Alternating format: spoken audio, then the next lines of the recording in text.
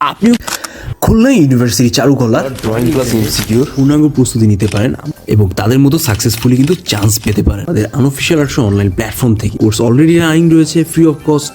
Online exam দেওয়ার জন্য আমাকে সোশ্যাল মিডিয়ায় নক দিন। খেয়াল করেন, এই প্র্যাকটিসে আমরা যেটা করব, সবার আগে আমরা কম্পোজিশনটাকে ফিক্স করার চেষ্টা করব। আমরা যদি টোটাল ড্রয়িংটা আঁকাই, সেটা আমাদের পেজ বরাবর কিভাবে কম্পোজিশনটা আসবে। অ্যাজ ইউজুয়াল ব্যাপার, আমরা প্রতিটা স্পেস থেকে, এই উপর থেকে, বাম থেকে এবং ডান থেকে, অ্যাট দ্য সেম টাইম এই লাস্টের অংশ থেকে একটা মিনিমাম যে অ্যারো চিহ্ন দেওয়া 2 আঙ্গুল করে স্পেস আমরা আলাদা করেছি, এটাকে আমরা আলাদা করে নিব। অলরাইট, তো আলাদা করে নেওয়ার পরে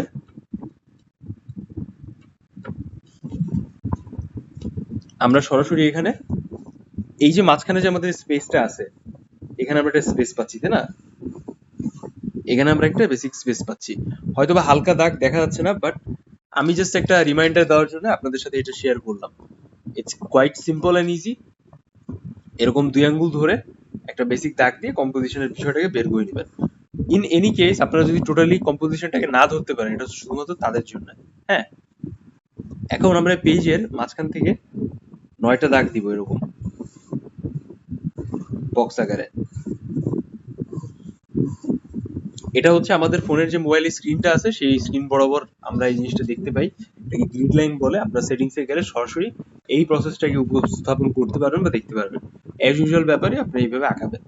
মেইন এক্সামে আপনাদের যে বিষয়টা থাকে, মোস্ট অফ দ্য স্টুডেন্ট যেটা ভুল করে, যে তারা এক্সামের কোশ্চেনে একটা বিষয় খেয়াল করে না, যে তাদের বলে দেওয়া থাকে যে উপস্থাপিত চিত্র প্রদত্ত উত্তরপত্রে পেন্সিলের সাহায্যে কমপক্ষে 1.5 গুণ বা 2 গুণ করে অঙ্কন করো, এরকম একটা কথা লেখা থাকে।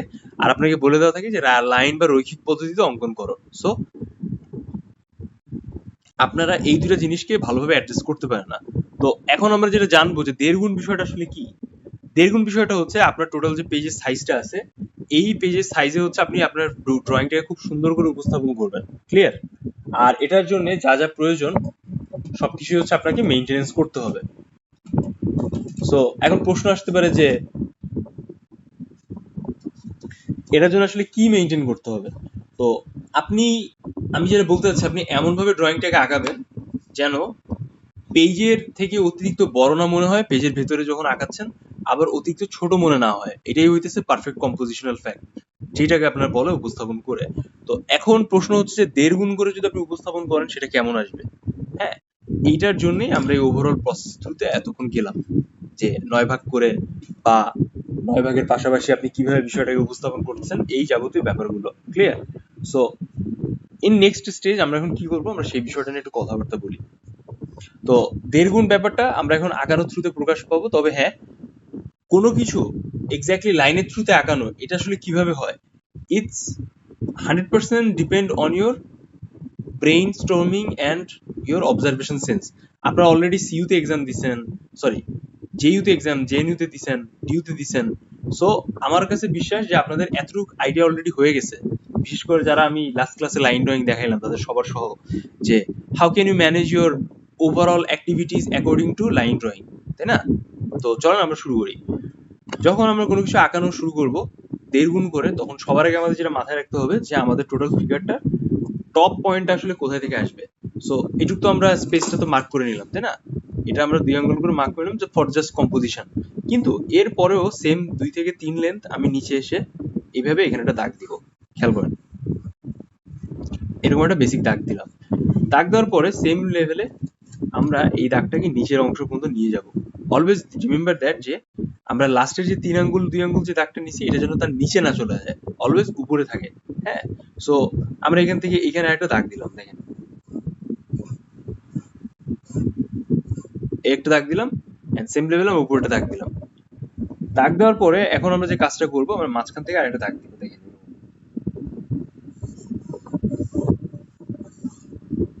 ক্লিয়ার? সো আমরা কিন্তু প্রপার একটা আই শেপের একটা অংশ পেয়ে গেলাম এখানে, দেখেন এরকম এই হয়ে গেল আমাদের আই শেপ।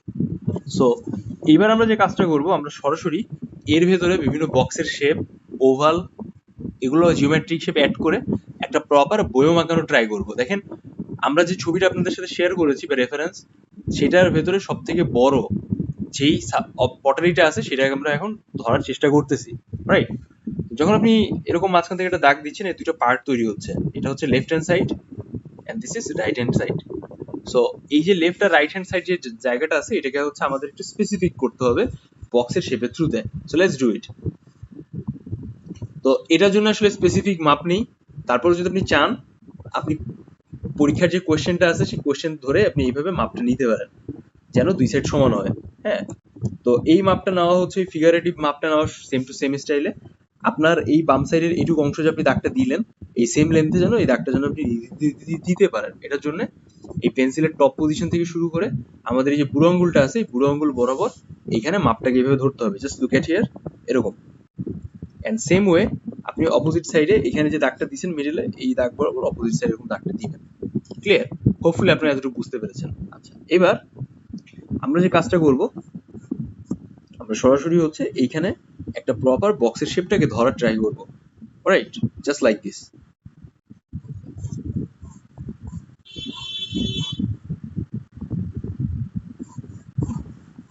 ঠিক আছে, দেন আমরা আমাদের যে পটারি যে স্পেসটা আছে এটাকে হালকা একটু ছোট করে নিব। এটা হইতেছে আমাদের এক্সট্রা লাইন। যখন আমরা এই লাইনটাকে বেন্ড করবো এরকম রাউন্ড, তখন যেন আমাদের এই অ্যাডজাস্টমেন্টটা ঠিক থাকে। Now let's move in the next part. এবার আমরা যে কাজটা করব, আমরা সরাসরি হচ্ছে এই নিচের পার্টের দিকে আস্তে আস্তে এগোবো। ঠিক আছে, দেখেন এই যে আমি দাগটা দিলাম,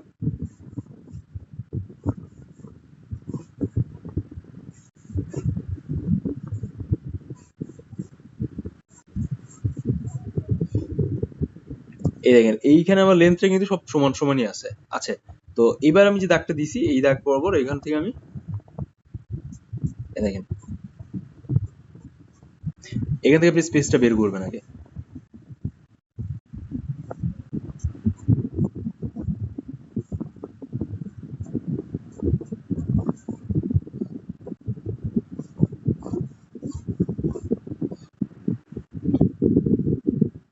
এবার দেখছেন? সো এইবার আপনি যখন এই দাগটা দিছেন, then check out this both side, যেটা লেভেল আপ হয়েছে কিনা, এটা এখানে আসতো। দেখছেন আমাদের কিন্তু একটা মিস্টেক অলরেডি যাচ্ছিল। ফর দ্যাট রিজন আমরা এটাকে হালকা করে এরকম বাড়িয়ে দিব। এই হয়ে গেল আমাদের আরেকটা পার্ট। নেক্সট আমরা এই যে সাইডটা আছে, এই সাইডে এই যে দাগটা আছে, এই দাগ বরাবর একটা ওভাল দেওয়ার চেষ্টা করবো। দেখেন, ঠিক আছে?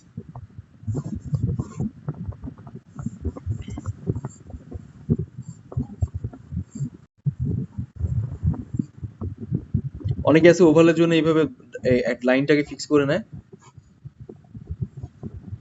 দেন এই যে গ্যাপটা আছে, এই গ্যাপ আর এই গ্যাপ বরাবর লাইনটাকে দেয়। ঠিক আছে, আপনিও চাইলে ওইভাবে সেট আপ করে নেবেন।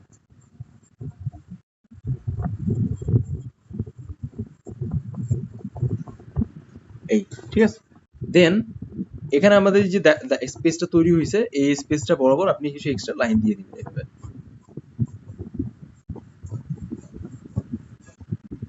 It's very simple and interesting pattern.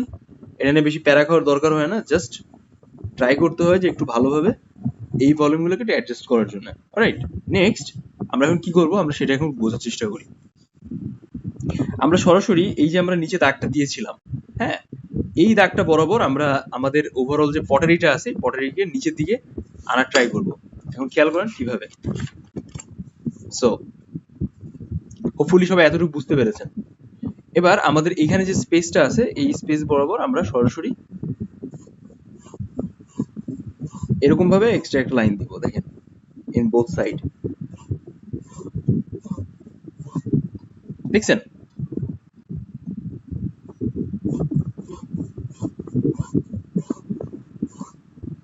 এই জাস্ট এতটুকু দাগটা দিবেন। এখন আমাদের একটা মানে একটা মানে স্পেসকে আমরা যেরকম বানালাম, এই স্পেসটাকে আমাদের কতটুকু নিচের পর্যন্ত রাখতে হবে, এই বিষয়টা একটু বুঝতে হবে। So as we can see here, যে এই জায়গাটা কিন্তু আমাদের অনেকটা এইভাবে বেন্ড হয়ে গেছে, তাই না? আবার এই জায়গাটাও কিন্তু সেম লেভেলে বেন্ড হয়ে গেছে। সো আমরা কিন্তু খুব ক্ল্যারিটি বুঝতে পারছি যে এটা কিন্তু আমাদের যেহেতু মিলে আসবে, এর মানে আমাদের এই যে দাগটা আছে এই দাগটা কিন্তু সরাসরি এই বরাবর চলে আসবে পরবর্তীতে, তাই না?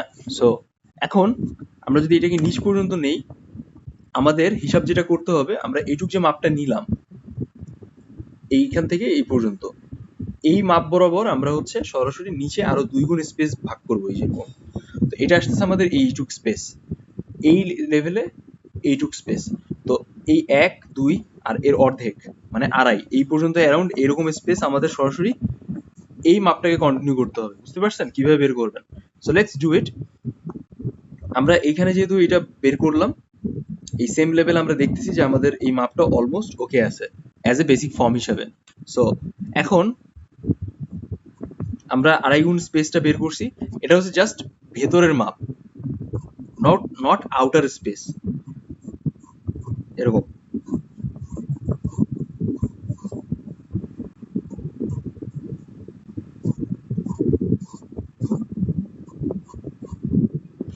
This is not outer space.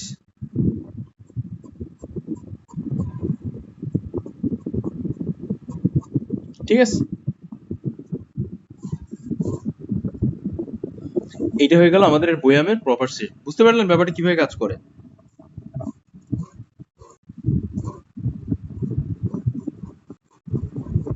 এই তো এখন আমরা যদি দেখি আমাদের কিন্তু বয়ামের শেপটা অলমোস্ট হয়ে গেছে, বেসিক ফর্মেশন।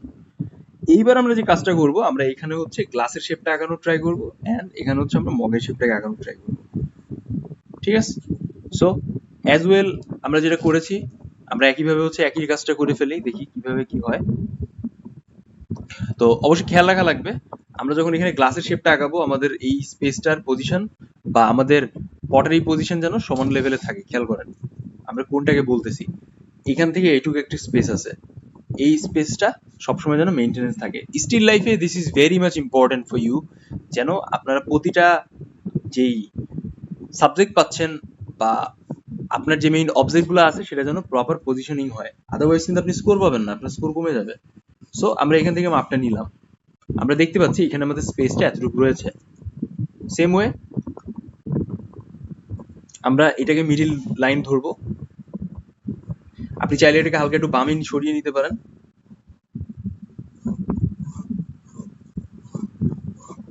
বামে সরিয়ে নিয়ে আপনি এটাকে হালকা করে এখান থেকে দিতে পারেন। এই জায়গাটা থেকে এই নিচের যে জায়গাটা আছে এর জাস্ট দূরত্ব যতটুকু, আপনি সেই হিসাবে ওই লাইনটাকে দিবেন। ক্লিয়ার? সো আমরা এটাকে একটু আলাদা করি বা ইন্ডিভিজুয়াল করার চেষ্টা করি। সো খুব সিম্পল, আপনি এইটাকে এই যে বক্সেরটা শেপ আঁকছেন, এই বক্সের শেপটাকে এখানে আগে আমরা যেরকম ভাগ করলাম সেরকম ভাগ করতে হবে, জাস্ট লাইক দিস। এখানে একটা দাগ দিলেন, এন্ড সেম ওয়ে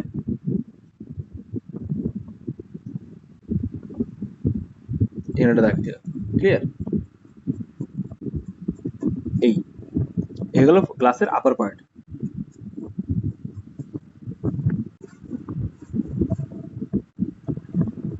এবার আমরা সরাসরি এই যে দাগটা দিলাম, এই দাগ বরাবর নিচের আমাদের স্পেসটা একটু হালকা ছোট হবে। ঠিক আছে,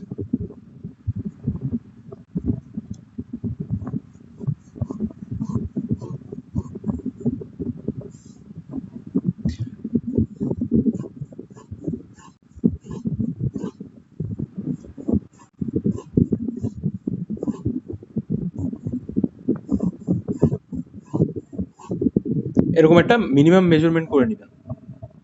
তো এই পাশে আমরা যে লাইনটা দিলাম, আমাদের সেম টু সেম এই লাইনটা এই পাশে মেইনটেনেন্স করা লাগবে। দেখেন এইটুক স্পেস, তো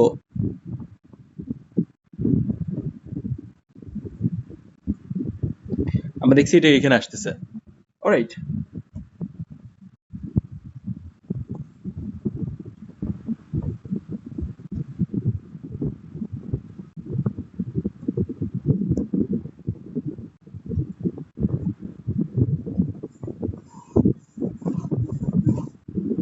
এইটুকু হচ্ছে আমাদের দাগ।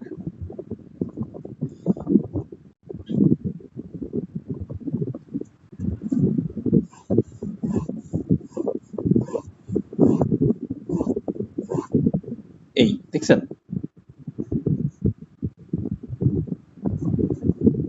এভাবে যখন আপনি দিলেন তখন কিন্তু একটা গ্লাসের প্রপার শেপটা চলে আসলো হালকা করে। এখন আপনি এটাকে এভাবে রেখে দিবেন, কারণ this is our basic form. এবার আমি হচ্ছে সরাসরি আমাদের যে মগের শেপটা আছে সেই অনুযায়ী চলে আসবো নিচে। তো দেখেন, ঠিক এই যে স্পেসটা আমরা আলাদা করেছিলাম এখানে গ্লাসের জন্য বয়ম থেকে, একদম সেম স্টাইলে আমাদের এই যে অংশটা আছে এই অংশ থেকে কিন্তু আমাদের মগের শেপটা আরো নিচে, আরো ডাউন পার্টে চলে গেছে। সো যেহেতু আমরা এখানে একটা বেসিক মার্ক করেছি, আমরা দেখবো যে আমাদের মগের শেপটা যেন এই মার্কিং এরিয়া অনুযায়ী নিচের পর্যন্ত থাকে। হ্যাঁ, আর এই প্রতিটা স্পেসে কিন্তু একটা গ্যাপ থাকে, এই গ্যাপটাকে আমাকে ধরে ফেলতে হবে এই স্পেসেও। Alright, so let's do it.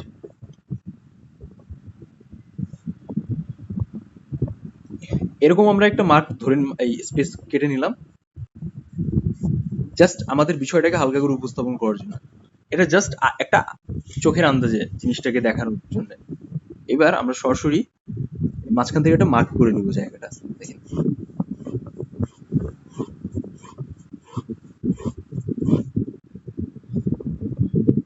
Same pattern, এই হয়ে গেল space, and same way this space.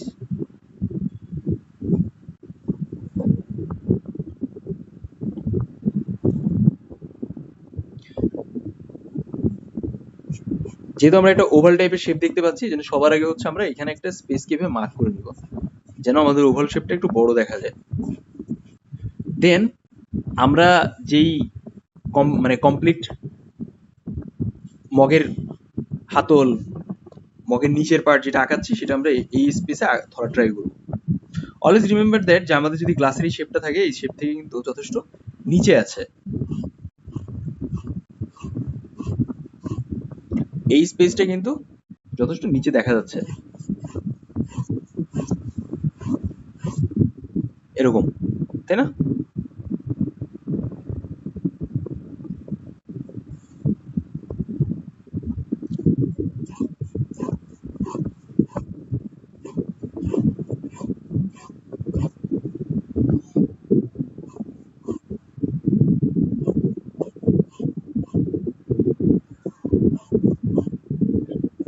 এবার দেখেন কিভাবে আমাদের টোটাল শেপগুলো চলে আসলো। এবার আমরা এখান থেকে একটু হাতলের শেপটাকে ধরার চেষ্টা করব।